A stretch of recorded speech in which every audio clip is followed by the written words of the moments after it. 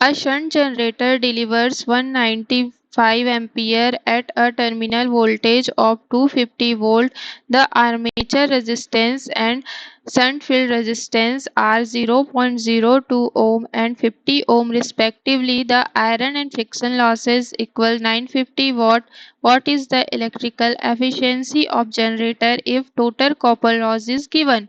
इस क्वेश्चन में हमें बोल रहा है कि एक शंट जनरेटर है जिसकी सारी वैल्यूज गिवन है और हमें उसका इलेक्ट्रिकल एफिशिएंसी फाइंड आउट करने बोल रहे हैं। तो यहाँ पे होगा कि जो इलेक्ट्रिकल एफिशिएंसी होता है, electrical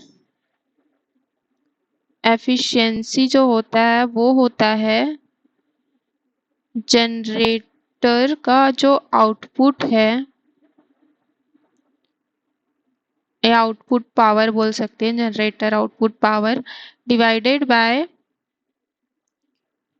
generator output power plus electrical copper loss multiply by 100 percentage में पूछा है ना।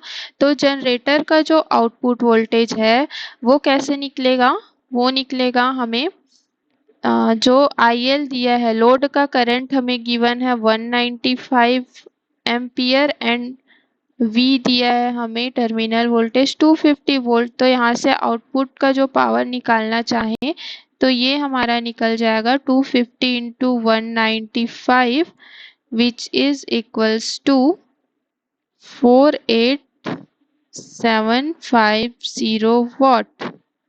ये मिल गया हमको जनरेटर का आउटपुट। और इलेक्ट्रिकल कॉपर लॉस तो हमें गिवन है 2050 वाट, तो इसको पुट कर देते हैं तो ये हो जाएगा 48750 divided by 48750 plus 2050 multiply by 100।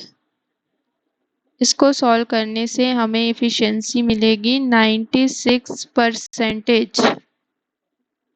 That means option number 2 is the correct for this question.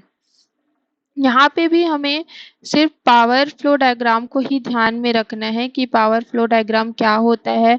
तो पावर फ्लो डायग्राम के अकॉर्डिंग अगर हम लोग इलेक्ट्रिकल एफिशिएंसी निकालते हैं तो जो जनरेटर का आउटपुट वोल्टेज है और इलेक्ट्रिकल कॉपर लॉस है उससे निकल जाता है। जैसे देखिए ये जनरेटर है, यहाँ पे है ये मैकेनिकल इनपुट और ये है हमारा इलेक्ट्रिकल आउटपुट।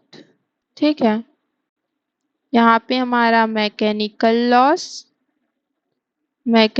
लॉस और यहाँ पे हमारा इलेक्ट्रिकल लॉस। तो हमें इलेक्ट्रिकल एफिशिएंसी निकालना है। तो जो जनरेटर का आउटपुट है दैट मीन्स यहाँ पर जो आउटपुट है जनरेटर का P आउटपुट वो, और जो इलेक्ट्रिकल लॉसेज है ये हमें गिवन है 2050। तो इससे हमारा इलेक्ट्रिकल एफिशिएंसी निकल जाएगा। वही तो किए हैं यहाँ पे, electrical efficiency is equals to generator output power divided by generator का output plus electrical copper loss. ठीक है।